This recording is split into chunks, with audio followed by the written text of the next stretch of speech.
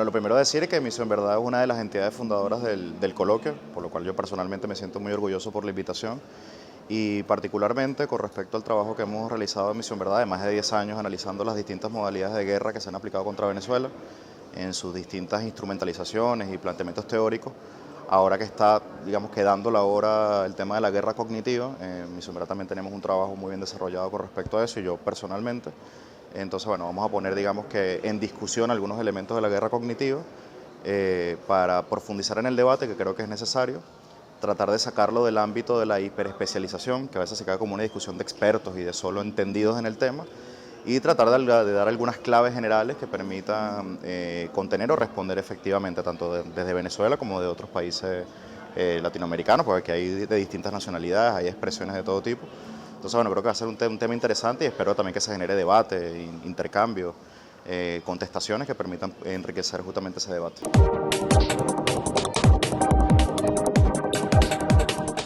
Yo parto del principio de que no se puede entender la guerra cognitiva como un ámbito o un dominio exclusivo de la guerra. Yo lo veo realmente como un recurso extensivo de la guerra híbrida que está acompañado por otros recursos de guerra, en el caso de la guerra económica, la guerra financiera, la guerra diplomática y bueno, la guerra ya más real, digamos, que en caliente, ¿no? El fuego aplicado en un terreno a partir de distintos actores proxies o outsourcing, como lo hemos tenido en Venezuela con el paramilitarismo, para ser más específico. Entonces creo que es un factor que acompaña un esfuerzo de cambio de régimen mucho más grande.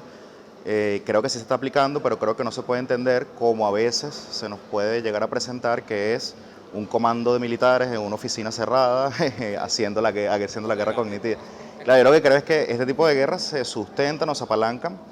en la omnipresencia de las redes sociales, en la omnipresencia de la tecnología que cruza transversalmente nuestra vida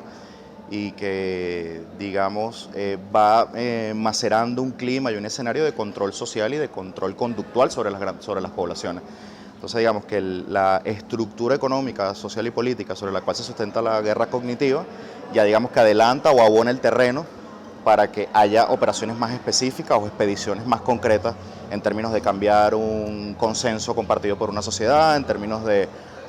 borrar o debilitar la concepción de la historia de ese propio país,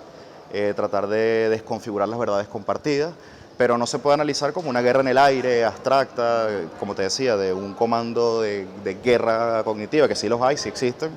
Hay producción teórica desde la OTAN, desde los centros de poder occidental, pero creo que hay un peligro de desvincular la guerra cognitiva con la gran organización de un capitalismo de la vigilancia, que pudiéramos denominarlo así, y cómo, digamos, que se sustenta en un paradigma de control social mucho más amplio, que va más allá incluso de los enemigos geopolíticos tradicionales de Estados Unidos. Creo que esto tiene mucho que ver con una desfiguración antropológica y, como toda guerra, si hablamos de guerra cognitiva, sería un adjetivo más de una gran trama, bueno, que ha cruzado la historia de la humanidad desde que existe. Estamos hablando de la destrucción de órdenes anteriores y la creación de órdenes nuevos, es decir, la guerra es una matriz de ordenación social y como matriz de ordenación social, bueno, está buscando configurar un mundo desde la perspectiva de la sujeción, de la dominación, de la subyugación. Entonces creo que cuando hablamos de guerra cognitiva no podemos perder de vista esos elementos.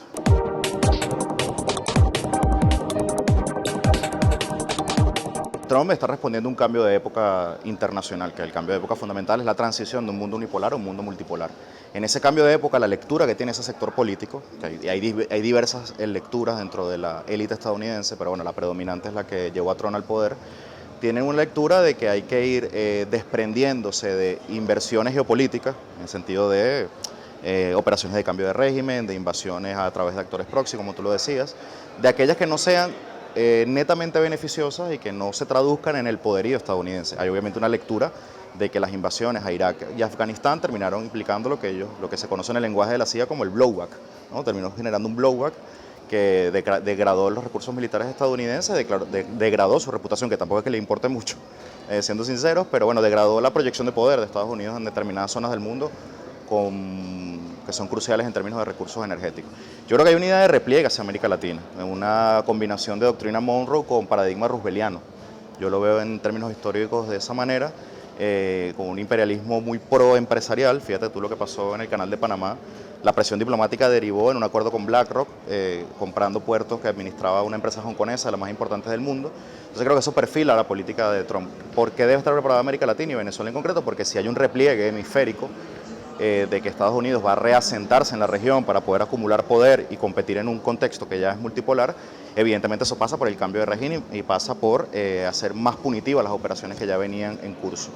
Entonces, bueno, hay que prepararse ¿con qué? Con mayor integración latinoamericana, que está bastante debilitada, que creo que en estos espacios también, aunque son muy circunscritos en la comunicación, también hay que abogar por esa reconstitución de los tejidos de la organización multilateral, internacional, de unidad regional, avanzar en lo económico, porque evidentemente es la palanca de fuerza de Estados Unidos y es la debilidad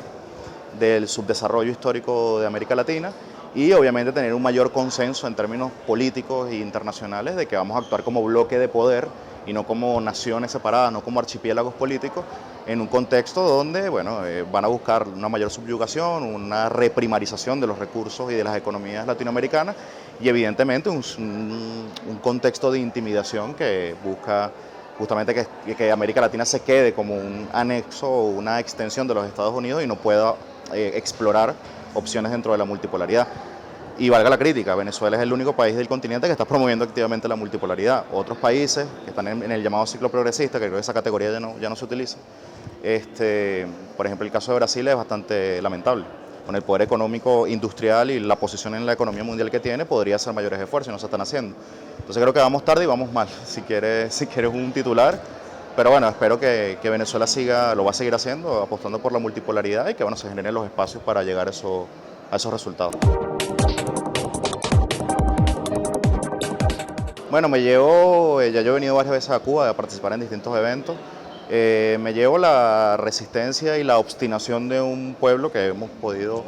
ver en distintos lugares de La Habana, más allá de donde se está desarrollando el encuentro, la obstinación por la resistencia y por tener un lugar propio en la historia del mundo. Del coloquio en particular, me llevo muchas buenas conferencias, muchos buenos conversaciones, intercambios,